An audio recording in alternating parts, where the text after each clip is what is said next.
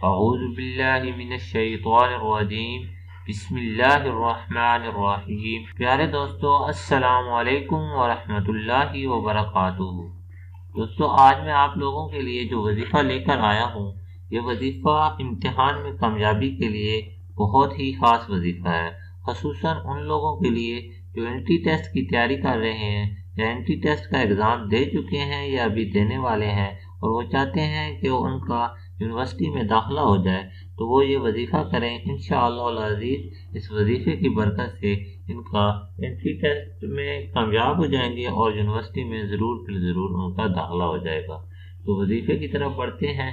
इसके लिए आपको यकीन के साथ और बगैर कोई दिन मिस किए ये अमल करना ज़रूरी है। अगर आपने ये दिन कोई भी दिन मिस कर दिया या आपने मुकम्मल यकीन के साथ इस वजीफ़े को ना पढ़ा, तो फिर हो सकता है कि आपको इस वजीफ़े की वो बरक़ात हासिल ना हो सकें, जो कि आप अगर मुकम्मल तौर पर इस वजीफ़े को पूरे यकीन के साथ और रोज़ाना की बुनियाद पर पढ़ेंगे तो आपको इस वजीफ़े की बहुत ही बरकतें हासिल होंगी। तो वजीफ़े की तरफ बढ़ते हैं। दोस्तों, कोई भी वजीफ़ा करने से पहले उसकी कुछ शराइत होती हैं। इस वजीफ़े की कोई ख़ास शर्त नहीं है, सिर्फ ये है कि आपने नमाज पंजगाना ज़रूर पढ़नी है। नमाज की पाबंदी करनी है। उसके बाद आपने इशा की नमाज के बाद अव्वल व आखिर 11 मरतबा दुरूद पाक, कोई सा भी दुरूद पाक पढ़ सकते हैं। कोशिश करें कि दुरूद इब्राहिमी पढ़ लें, तो कोई सा भी दुरूद पाक पढ़ें जो आपको याद हो।